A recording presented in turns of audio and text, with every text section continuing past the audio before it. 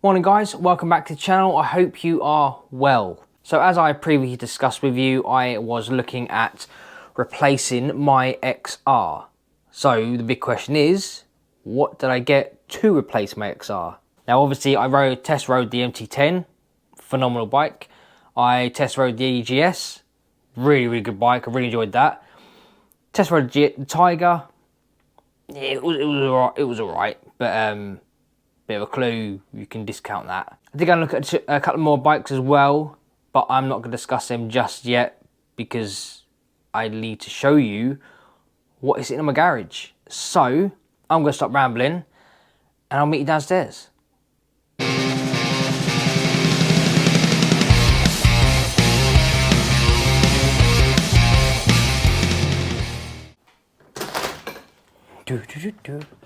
How we doing? Over here. So, the big reveal. Are you ready?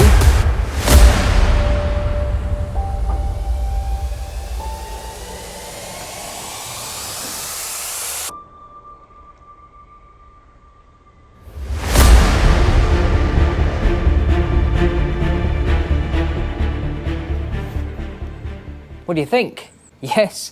It is still my XR. I couldn't let it go. As you well know from all my videos, I absolutely love this bike. I mean, don't get me wrong, the MT10 was so much fun and sounded great. The GS is just a good all-rounder bike. And the Tiger, well, the Tiger was just a Tiger. I looked at a few other bikes. I did go and look at the Ducati Multistrada, but for me, it was a little bit too high in the price, and the fuel range was pretty naff as well. Quite a thirsty bike from what I was told. I did go and look at the KTM Superventure 1290, brilliant bike, but I just can't get over the looks of it. I'm not overly keen on the way it looks, and the tank was absolutely huge as well. And yeah, I mean, if I went for a GS, I wouldn't go for the Adventure because of the size of that tank, and the KTM was pretty much the same thing. It was just such a big tank, and it's not something I would I'd be comfortable with. But ultimately, all the bikes I looked at were purely to compare it to this, and you know, this does everything I want and more, to be fair. All the other bikes had good and bad points. I mean, this isn't perfect, but it's as close to perfect as I'm going to get for what I want. The other option I had was I could actually just trade this in and get a newer XR, but you know, after sitting down and thinking about it, I don't really see the point in doing that. I mean, the reason I was looking to get rid of this is because of the mileage. I've done 15,000 miles on it now from new, so I was getting a bit twitchy about the mileage, but when I actually sat down and thought about it, spoke to a few people, they're like, 15,000 miles is literally nothing. I mean, it's quite high for this style bike from what I was told. Ultimately, as long as I look after it, service it regularly, and just generally love it and care for it the way I do, it will last forever. So, well, I say forever, that's probably a little bit of an overstatement, but it will last a long time. So, I mean, I know I could have got a newer XR, like I just said, but if I'm completely and utterly honest, I actually think this looks better than the newer models. I mean, I know you can get a red XR with the black side fairing and stuff like that.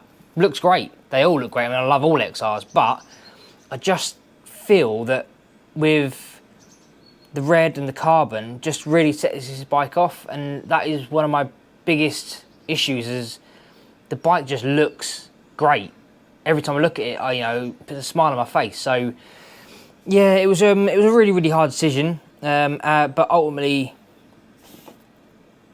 I've still got it, and I probably will have it for quite a while yet.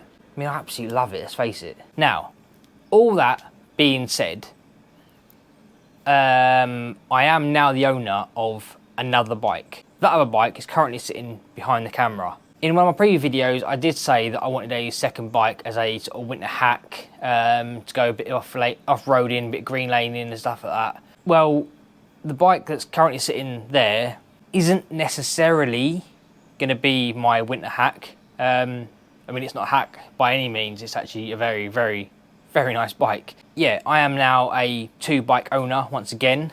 Shall I show you it? I mean, it is a really nice bike. I really, really like it. Obviously, I bought it. Should I show you it? Oh, come on, I'll show you. I'll show you. Now, be prepared. This is absolute beast. Are you ready?